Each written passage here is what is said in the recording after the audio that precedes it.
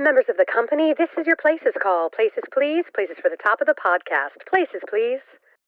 Get ready for a behind-the-scenes look at the glitz and not-so-glam of Broadway, education, and everyday life with Uncommon Sense. Join hosts Christopher Smith and Sharna Lopez as they bring you the best stories and shenanigans that seemingly prove how elusive common sense can really be. So take a little time for yourself to hang out with the dynamic duo Charnopher. And no leaving early, because you might just miss that 11 o'clock number. Stand by music.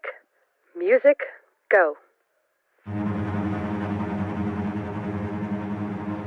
Uncommon sense, the 11 o'clock number.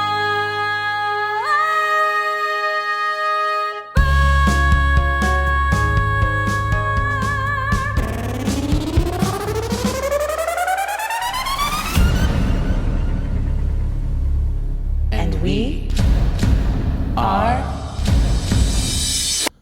Charnopher.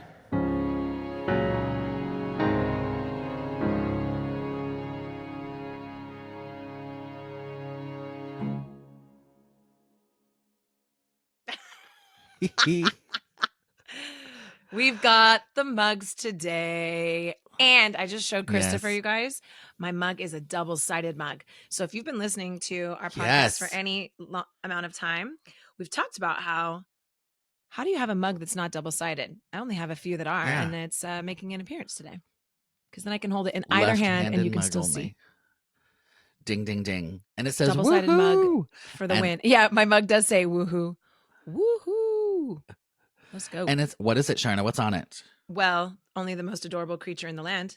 A little pug. You guys, if you don't like pug dogs, just get on board, okay? Oh my gosh, you can see my lipstick. Don't look at it. And here's what I'm going to tell you. Here's what I'm going to tell you. I have been a pug lover since forever. I've owned 2 pugs. I've loved many. I squish any pug that comes in a vicinity of my area. If I see if you are my friend and you know me, you know that if I see any squishy dog, a Frenchie, a boxer, a Boston, a squashmallow pug, I'm gonna just attack it. So I have had many experiences, where people are like, pugs are ugly. And I'm like, you know what? I'm not offended. I'm going to challenge you to learn to love the pug. And if they are dog people, if they start watching pug TikToks, if they start like following pug Instagrams, if they spend any quality time with a pug dog, they change their mind. Every single one of them. There you go. Public service announcement. Public service announcement. Love a pug.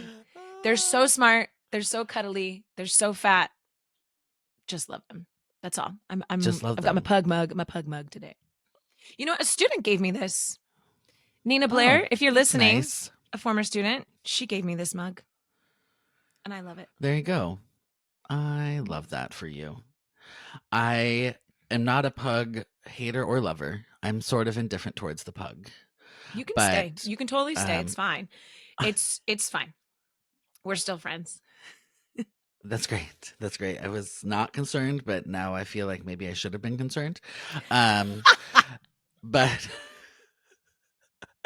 I'm a husky lover. That is my dog of choice. You know that I could have won that on a game show. I knew that fact about you already. I think we've talked about it. I think we talked about it a lot actually when we were teaching together. Probably. Because there's not a dog I don't love. I do love certain breeds more than others, but I love all dogs. But I remember when you said husky, I was like, wow, that's interesting. Because huskies they're big, they're a lot of work, but they are beautiful. And then we talked a lot about their temperature, like they can live outside. That was one of the reasons you wanted them, right? Yeah, they can. Yeah. They're really interesting because people think, oh my gosh, they can never live in the heat because they have those double coats. Mm-hmm. But really, they do well in any temperature because when they're cold, obviously, that makes sense that it helps insulate them. But also when they're hot, it helps them regulate their body temperature. Even though it's a double coat, it's just the chemistry of it all. I don't know. I don't know exactly what it is. My mom's dog is like that. My mom has a miniature American Eskimo, And it's the same thing. Like she doesn't get hot, even though she's like a total poof ball of fur. Yeah. Hey, I just want to say something. Our episode today has nothing to do with dogs. So welcome. This is why I love us. We're like talking about like, okay, what's the topic? This and this and that. And then here I go, squirreling down the road with my pug mug, creating havoc, not staying on topic. We're already 4 minutes in and we're talking about dogs. At this point, Sharna, that is just our brand. That is our brand. It's true. You know what we should start doing? Every episode should just be like Charnopher talks ... Because you know what? It's a multitude of topics and you should just tune in and it's a choose your own adventure moment for us. Surprise. Yeah. It's not really for us, it's choose your own adventure. For them, it's like, hold on, buckle up. Yes. For our adventure that we're going to take you on. Hold on while we choose our own adventure. Okay, enough about dogs. What's our subject du jour? I think today, Christopher. Subject du jour is going to be kind of an umbrella topic of mis/disinformation, because there's so many things in life, and I want to talk a little bit about the difference between those two as well. But it's like I just think about it from a teaching standpoint. I think about it from a human standpoint. I think about it from my kids' learning standpoint and revisionist history and things like that. Yeah. So there it is. So I'm going to start by telling you, do you know the difference between disinformation and misinformation? No, please Charna inform me. So the way I understand it. I'm already tangenting. I'm already in my brain thinking, Christopher. Great. If people are listening, is my laugh annoying? That's what I just thought. I love my laugh and I don't care. I'm going to cackle and I'm going to make loud noises. But then I just thought that might be offensive to someone's ears. And you know what? Well, I actually don't care. Okay, carry on. You know what? We love you for who you are. And that's part of you. So too bad. Thanks, for everyone friend. who doesn't like it, carry on. So the difference is misinformation is wrong information that is being spread unintentionally. So you're told something, which is probably what I do regularly. Somebody tells me something and then it's wrong. And then I tell someone else, I'm spreading misinformation. But you're not doing it knowing it's wrong. You think that it's correct? Got it. Right. Whereas disinformation is exactly the opposite, where the intention is different, because let's say that I'm like, ooh, I know the sky is blue, but I'm going to gaslight everybody and tell them that it's purple and convince everybody of that. And so I go around telling everyone the sky is purple, knowing full well that it's blue. Can we pause and discuss the term gaslight? Yeah. I don't think I fully understand that term, if I'm being honest. Okay. And people throw it around now like it's like correct. A thing. Correct. I agree with that.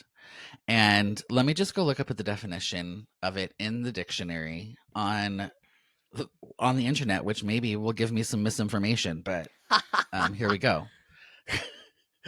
Gaslight definition is, according to Oxford Languages Dictionary, is to manipulate someone using psychological methods into questioning their own sanity or powers of reasoning, which is kind of how I understand it as well. It's basically making someone think they're crazy.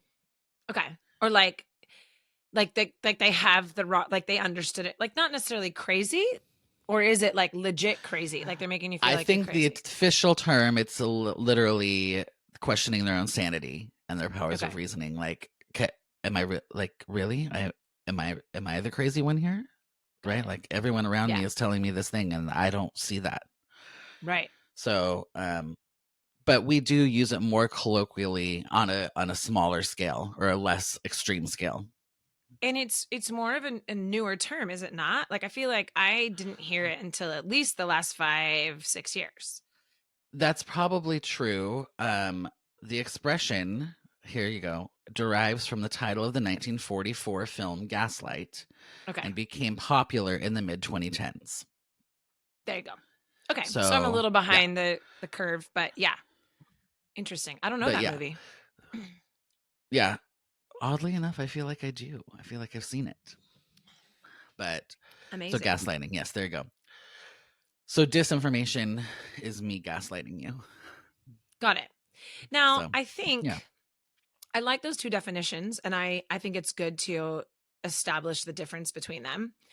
Um, I I teach broadcast journalism, as you know, and I think most of our listeners know. Yes. And at the beginning of every semester, I ask my students where they get their news.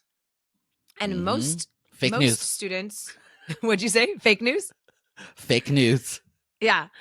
Most students don't watch the news, which is fine because they always feel bad, like when they don't raise their hand. When I'm like, "Who watches the news on TV?" And they're all like, "Oh, Mrs. Lopez is going to be embarrassed." And I was like, "That's okay, I don't either." And they're like, "What?" Yeah. Like you're going to be our teacher. And I just explained to them like, "Hey, when I was your age," and then I do a little side chuckle like, "Yeah, I'm that old. Okay, I'm going to be that person that says that." But when I was your age, that really was one of the only places you could get news. You know, magazines, newspapers, and the physical TV news. There wasn't any and it's I don't care how many times we tell them, they don't understand it. They can pretend to. They can be like, "Oh, wow, that's dinosaur land." But they don't really fully conceptually understand what that means. And I could speak on it for multiple classes, but I don't because I'd bore them to death. But I explained to them like the biggest part is the immediacy and the availability of it, right? So when I talk with them when they're learning how to write for news, how important it is to write clear, concise, and conversational. Those are like the 3 C's. And I explain to them how important it is because somebody that may be the only time they get to hear that information. And I said, not anymore, but when news started and you're tuning into the radio, that was it. You were hearing it one time. And so you had to be, as a writer, very clear. And they cannot understand. I'm like, you couldn't go back and listen to it again. You couldn't go reread it. You couldn't go like the fact that you guys all have the ability to do that has drastically changed our relationship with news and our relationship with 100%. information and media. Yes. Yeah. And for the better, maybe in some cases, but honestly, I think so detrimental. I think in recent things, a lot of the violence that's been in the news, that's one of the reasons why I ended up turning off the news and not watching it. Everything was negative. I remember being in high school and college and watching the news. And yeah, you would hear about the negative stuff and the things happening in our world, but you would also have enough balance of great things happening in your community and celebrating people and the good news. And it's frightening the amount of violence, negativity, social injustice, war, whatever it is, that is accessible to very young people. And our bodies are not built and our brains are not built to take all that in, you know, like even as adults, I want the information. It is important to be informed. It is as an adult. I think as a child, it's important to be informed to a certain level, but man, some of this stuff that is just, even for older teenagers, like they don't need to have all of that in their brains all the time, you know? Right. Well, there's a reason that like Schindler's List, the movie, is rated R. It's not like it's horribly violent and it's horribly like all the things that would give a typical movie an R rating, right? Right. But the content is so adult. Heavy. Like It's heavy. You just need to be it's heavy, thank you. You just need to literally be an older person that their brain is more mature and they've lived more life to be able to contextualize and understand and absorb that information properly without fully damaging you. And I think it's tricky like a younger age. It's parenting, and I'm sure some people might disagree and whatever. At a young age is parenting. You are in charge. Yeah. You make the rules. You set the boundaries. And I have a lot of talks, I think, with my son being 12 is a very big hot topic because so many of the kids are getting phones and they have full access and all this stuff. And I'm just like, dudes, and everyone you can parent your own child. It's too much. It is. It's too much. It is too much. And I will say, Sebastian goes on YouTube, but we are very aware of what he's watching. He never goes in his room by himself and watches YouTube or goes on his iPad. He's always downstairs, and I'm constantly out of the corner of my eye, and he's always watching sports. So, Right. So I'm not saying like they have no access. They don't, because there are some wonderful things they can learn from the news, even the news. Yeah. But it's air quotes, so everyone. Scary. She did air quotes. Yeah, right. It's so scary to me when something happens in our world, whatever it is, and the immediacy of like, oftentimes I feel like I'm the last person to know. And the fact that they'll be like 15-year-olds or 16-year-olds and they come into class and they're just on, you didn't see it? Oh, this, it's a, and this, and I'm like, hold on, everybody calm down. And again, it's the two sides of it. I do think it's great that they can learn how to be informed citizens, but only if they do it correctly. And that's and they're in school. So I don't agree with that. In the middle of your day, having access to something like their brains cannot focus on school if they're being distracted by some TikTok or meme or something on Twitter that came out. And it's like, okay, get your news or get your fix or get your information at a certain time, but the continuous connection to it, right? Well, yeah, and I think it's really interesting. I think you're 100% right with they should just not be on it at school. And like even me, I have I don't have any news notifications per se. I have like my little widget that has like the top news stories that I can then, when I'm ready to look, I'm gonna need your help with happening. this.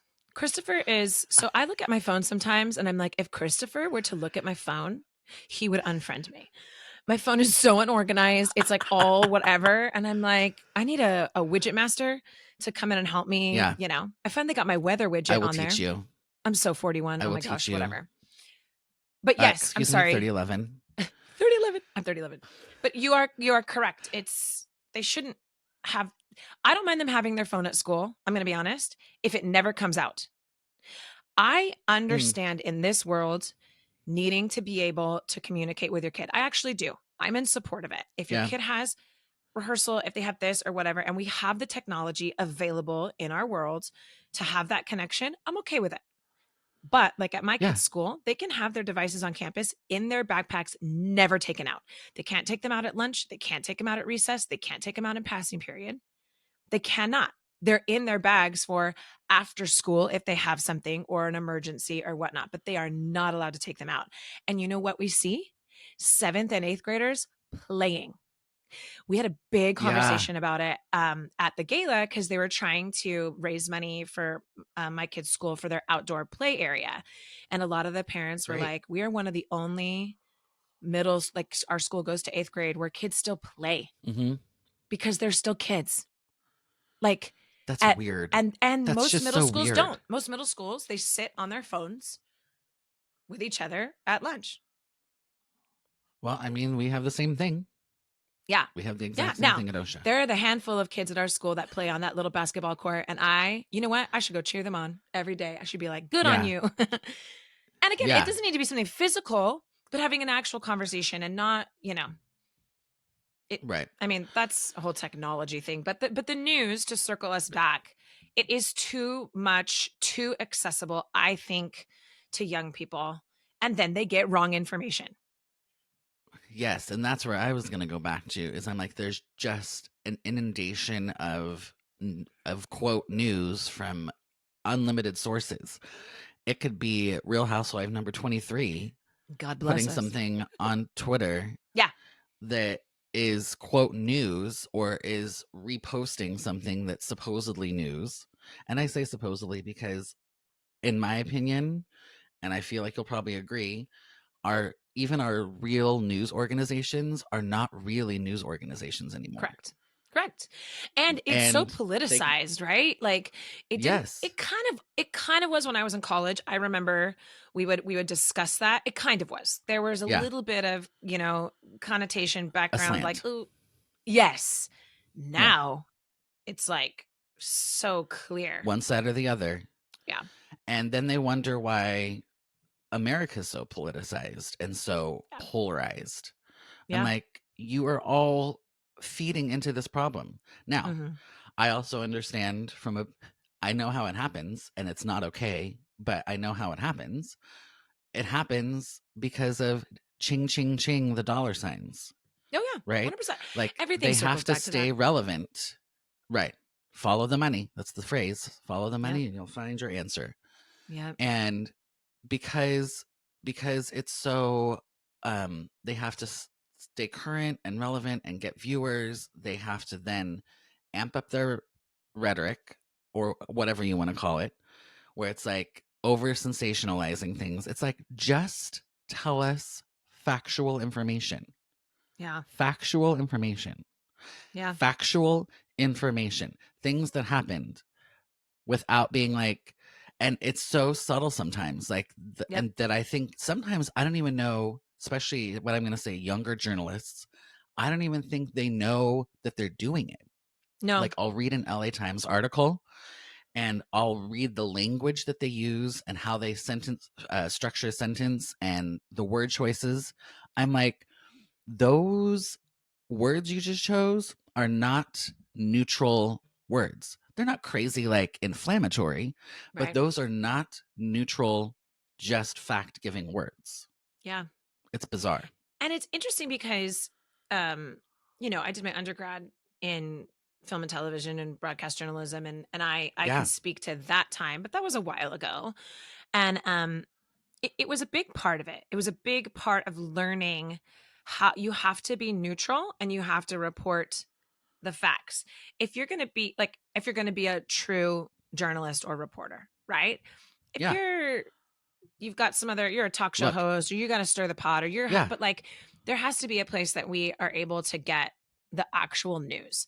And it's interesting because in my class, students often are very opinionated about certain things and they'll want to like add their own stuff. And I'm like, hey, I love that you have an opinion. It doesn't fit into this curriculum. So if you want to end up doing this for a living and do a commentary piece or whatever, but like, for this exercise, we're not making a comment on how we feel about it. We are discussing and presenting and reporting the news, which is the facts. And I think with social media, another thing that terrifies me is these people who become social media famous for whatever reason it may be.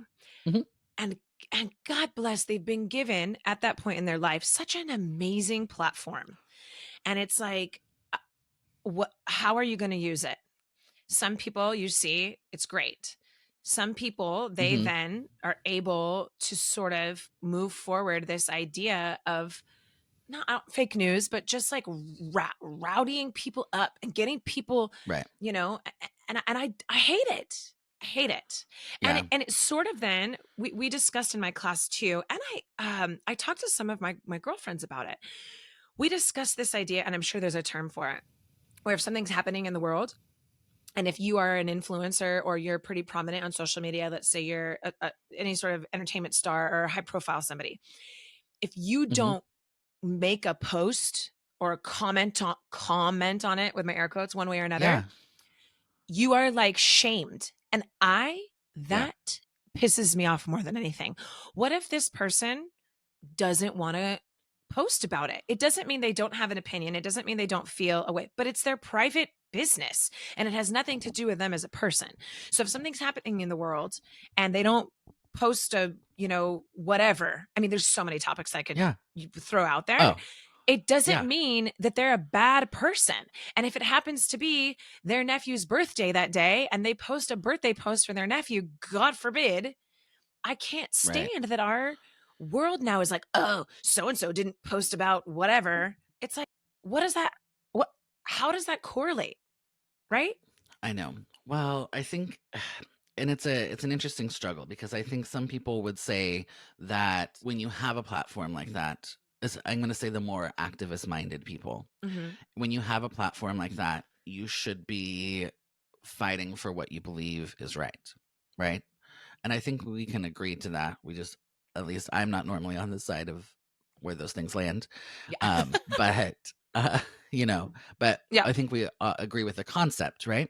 Sure. And you should be fighting for what you believe in, what you think is right. Now it should be educated and informed, Yes. but which is where we get off the rails a little bit. But I think the idea is not terrible, but I do think that you're right that it's too far. Like if you don't do it, it's like automatically. It used to be. I love when I narrate myself. It used to be. It used to be the like. It was enough to like you could be a fence sitter, really. Like you don't. It's not you're with me or you're against Yeah. me. Yeah. But we've sort of hit this point in our world where you are either vocally with me or you're automatically against me. And Yep. I'm like, no. Mm-hmm. No, absolutely not. I might 100% agree with you. But one, I may not be educated on the topic enough to make something that I think Yes, is I agree. a helpful post. Sure. Two, and then someone would say, well, then get educated. I'm like, great. With what time? Right. I'm not saying I shouldn't, and I'm not saying that I won't. But at this moment, I'm not comfortable speaking on that. Yeah. And so it's just kind of like, what are we doing? What are we doing and why? Why are you coming at me? And I think too, again, it's just so polarizing. That's a great word. I agree. I think also it's this idea of it's their way or the highway, right? I am so, and I'm going to go back to, shoot, I can't even remember what prop it was years ago. Jerry and I weren't even married yet. And prop? we had a proposition. I think it was. Oh, I thought you were going to talk like a prop, like in a theater. I was like, what? No. Where's this story going? Oh, man. And we had a friend at the time who we are no longer friends with. And we disagreed on how we thought we should vote on this proposition. And I remember, Jerry, this person lost their mind, like could not, like stormed out of the conversation. And we were just like, wait, what? Like, whoa. I wasn't, it's like, you can have your opinion. An opinion is an opinion, but facts are facts, right. And an opinion is an opinion, right? And I think that I actually now in hindsight.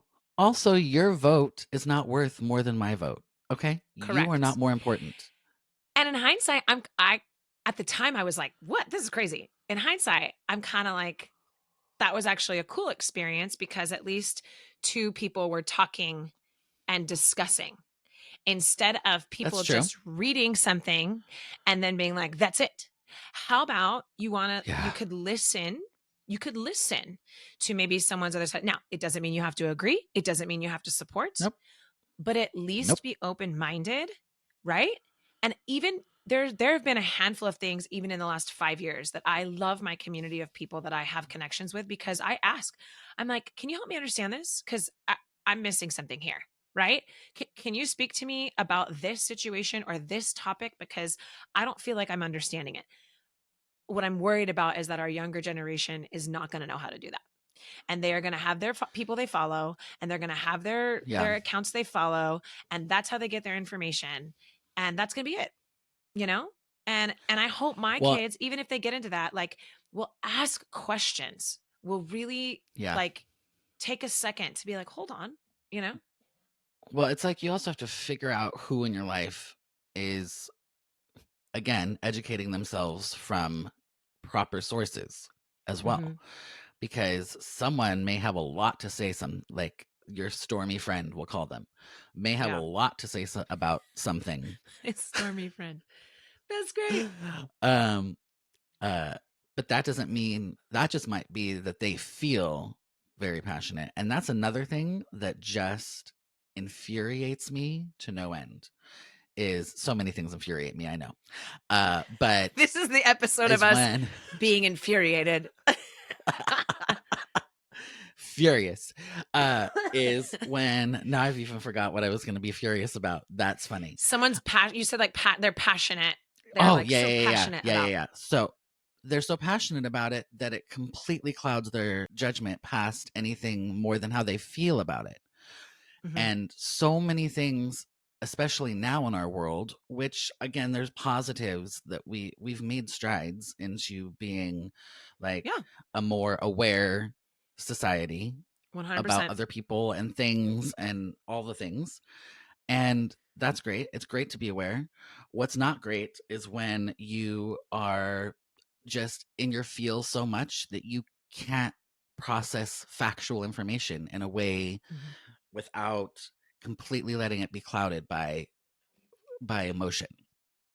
And it's so not good, in my opinion, because now we're having all these things being voted on and people voting in ways that are not based in information and just Yeah. based in how I feel today. Yeah. Yes. And it's so interesting. I don't know what a politics classroom looks like in a high school now. I don't know what like a speech and debate team. I don't even think we have one in our Yeah. school, but I know that's still pretty prominent at public high schools. Like I would be really curious to see how they deal with discussions, because we know politics. Yeah. Again, it's a not a double-edged sword. I don't know what the word is for me. It's, I think, great that younger people are wanting to be informed. I actually think that's great. I think the ability to get information and to know information is good. We didn't have that. I didn't feel that No. way in high school. I was not politically informed. I didn't have that. And I think it's important at a young age. The internet wasn't even really born by then. No. And so you couldn't really, other than what you got from your parents or maybe from the news, right? But again, it's this slippery slope. And it got away, I think, from us as a people so quickly, and now trying to reel it back. So that's why I would be like a politics class. When I was in high school, there was no opinions. It was just kind of like, okay, thanks for teaching me that, Now I can't imagine. I'm sure those teachers have to really, and I would hope that they teach the kids how to discuss these topics appropriately. Yes. Yeah. That'd be interesting to know. I would have to talk to a politics teacher or a government teacher at school. Inquiring. Well, government is different. I wonder if there is like a political speech and debate class that we could like go sit in on. Right? And be like, what? But honestly, it could be any class nowadays. You could be in a literature class, and I'm sure people would have opinions about what they're reading. Yeah.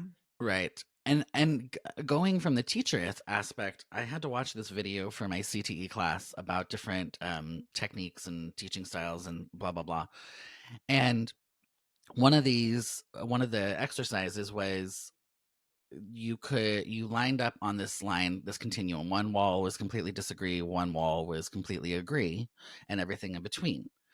And they gave you a topic and a question, and then you go place yourself on that line, and then you basically talk about why you have to present why you think what you think and support your opinion. And long story short, I didn't love that for high schoolers, but I liked the concept, but not the way it was being done, because anyway. But what I want to get at is the teacher, in my opinion, was not being a good facilitator. You could tell by how she was asking people's questions how she thought about it. You could just tell like how she would phrase a question, again with the like journalism slant. You know, like these people write these articles with this language that is not neutral. As much as it feels like neutral. You said, without maybe even without knowing it. Yeah. Oh, 100% guarantee that she did not realize that she was asking these questions in a way that said she agreed with one side more than the other. Yeah. And that's where I'm like, and that's what we've really lost. And that's what's really upsetting to me. It's infuriating. So... Well, and that can kind of transition into, Christopher, we talked a little bit about, I don't know, you used a term for it in the beginning of the episode, where we're sort of like erasing some things in history. Some people are... Oh, revisionist. What did you call it? Revisionist. Yeah. So yeah. I don't want to like talk about that too much, because it sort of makes me, but it sort of makes me like crazy. Like I feel like I've lost my mind. Now I'm being gaslit. You are. In the past truly. tense. But that's a tough one for me, because a lot of the stuff we've discussed, and in particular the Holocaust, yesterday we were talking about Yeah. that offline, and that goes right back to what we've been talking about here. The factual information is there. I Yeah. find it Well, I really. know, and there's literal people, literal human people with thinking brains, supposedly, that think that it didn't exist. It never happened. And I'm like, what? How did we get there? I Like, know. I and know. and like I said yesterday, it's one of those things. It's not something that happened 2,000 years ago, Right. where, there's lots of time for things to be colored in a different way, or just misinformation, right? Right. I'm like, there are literal people that I think might still be alive. At this point, we might be past that generation fully, Yeah. but I within the last interviewed 15, 20 years. a Holocaust survivor in college. Yeah. It was a really cool experience. They brought there were, I think, 6 or 7 of them, and they brought them to Chapman, and they did like they were older, and I remember I was so World War II in general has always interested me. But I Yeah. remember being a journalist student, we got to come in and interview them, and it was really a really cool experience. And I think you're right in that makes it even more mind-boggling, like how, if we have humans within the last handful of years that actually lived through that. Honestly, Christopher, Well, they I just don't think they're really want to making it up, interview. I guess. That's what I'm saying. I don't really want to interview somebody who thinks the Holocaust never existed, but I kind of do, just to be like, where is that coming from? Yeah. Where are your facts to support this? What I'm going to say is a conspiracy theory. Yeah. Like, where are your facts to support that? Yeah. And that's another thing. We have so many people, because everything's so polarized Mm-hmm. in our society. That's another word for the day. All my buzzwords. Where we have people that are just like making things up. They're like, like all the conspiracy theories were something that used to be like super fringy, right? Oh, that's a good term. Left side, Fringy. left side or right side. Sure. Like, but they're way outliers. They have become so much more mainstream and being talked about in such a more mainstream way that now things that are, I would say, more factual are automatically getting labeled as conspiracy theories now, from like an opposite perspective. I Like, think now that things are getting labeled conspiracy theories, and I'm like, what? It has to Who have a are you relation people? to the access to media. It has to have a correlation, Yes. a direct correlation to Absolutely. how much we are able to have information put in front of people's faces and twisted and turned and put here and put there. There has to be that correlation. Well, it's still like, so the fact that we discussed it a little bit yesterday, like right as we were both going into a rehearsal, and I was like, what? Like, I still am not quite like wrapping my head around it. And that might be me living under a rock and not wanting to watch the news or be in tune with things, because I didn't know that was actually happening. And then when you said that, I was like, I don't get it. Like, I can't even like process that information. It's sad and terrifying and strange all at the same time. Yeah. Like, what? I gotta admit, I am mostly terrified. Yeah. But it's, I don't know. I don't know. And this is the point in the podcast when we no, but I do think, I love that we've sort of gone over this sort of broad media side of things. And another thing to kind of circle it back, I tell my students, in particular in my class, and I feel like I should kind of, I don't want to use the word preach, but speak about it more to the younger generation in a way that is supportive and encouraging, instead of like, don't believe media, more like, hey, you guys, you live in this generation where you have this access, but proceed with caution, or be sure you're being very aware. And I don't think they're told that enough. I don't feel like, maybe. And because maybe they're either just left alone to their own devices, or they're kind of like listening to our podcast where we're like, what are you doing? Don't listen, right? Like, I think there maybe that happy medium of like, you've been given this is our world now. Please don't mess it up, you know? Right. No, just right. be Well, hyper diligent. And then without getting down a crazy rabbit's trail, because we don't want to be talking about this for 3 hours, like who's in charge of deciding what that information is that goes out? Like there's been this whole huge debate about social media and what should be blocked on social media and labeled fake news and all these things.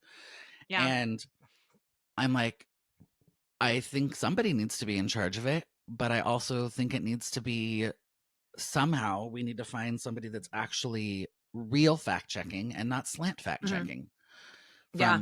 You know what I mean? Like there's got to be a purveyor of information that is actually news information. I think sort of subject adjacent, and this was a little while ago. I'm not on TikTok. I know everyone can come at me. It's fine. And here's, there are a couple reasons. When TikTok first came out, I had plenty of people my age who were very into TikTok, and a lot of educators, people, you can get a lot of great information on there. There's a lot of things. I don't disagree with that. I just knew for me personally, it was one other social media platform that I did not have time in my life to deal with.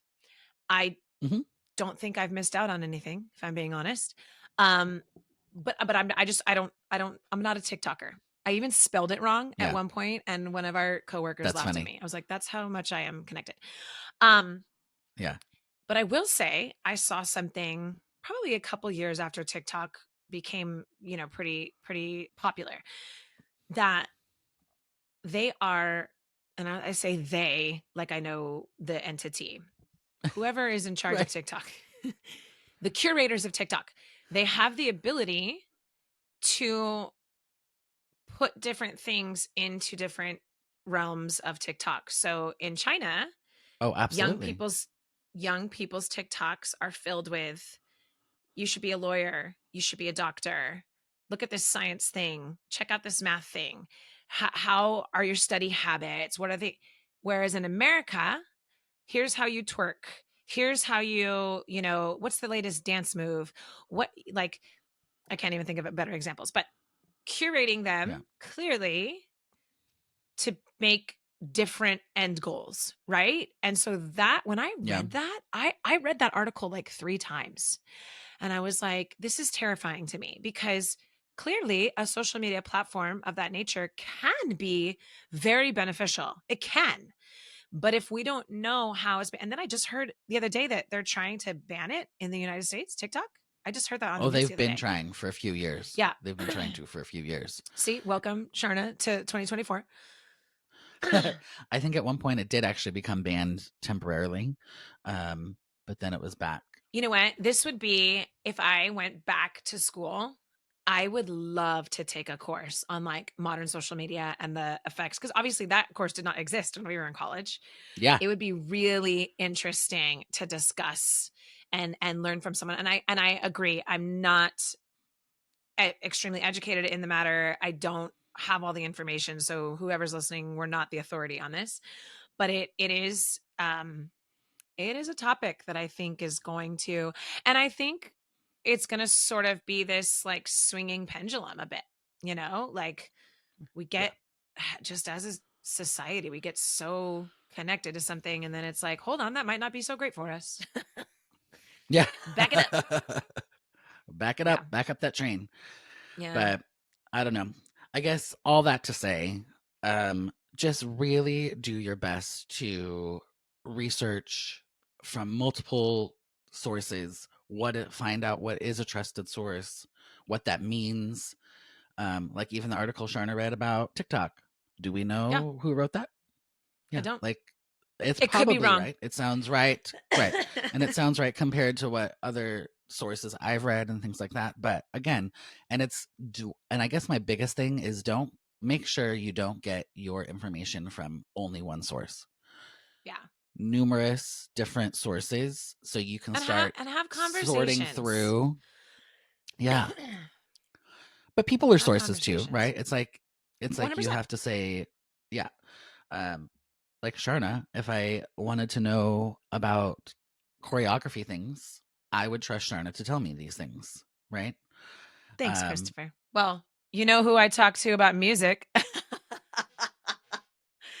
I'm always like, yeah, of course, because so, you're a valid source for sure. Right. And again, knowing that and knowing how they're educated and what their background is. And that's really what I mean by checking your sources. It's like, well, what is your source's background? How much time have they put into this particular aspect of understanding? And some topics I know are tricky because it's just trying to navigate situations, but also knowing their background helps understand everyone has a slant, but their slant on a topic just is 100%. all that. Yep. So know your sources, do your research. Please don't just jump on a bandwagon to jump on a bandwagon. There's our PSA for the week. Yeah. All right, friends. Thanks for joining us and listening in. We love you, Charno fans. Check out uncommonpod.com if you want to find out more information about us or get some merch. Follow us on Instagram at Charnopher Official. Like and subscribe on YouTube. And on that note, Charnopher out. My little mug can say goodbye too. Bye, mug. Ooh. Mine too. Bellagio. We didn't even talk about mine because it's not that interesting. This concludes another episode of Uncommon Sense. If you're ready for more of this fresh, hilarious, and unique perspective on the world of entertainment, education, and life, be sure to subscribe right now to catch every episode. If you gasped, laughed out loud, or even snorted, share the show with your friends and aspiring entertainers because, let's be real, sharing is caring. For more Charnopher, tune in to their witty insights by checking out the website uncommonpod.com or connecting on social media. Tune in next week and get the real insider scoop on another episode of Uncommon Sense.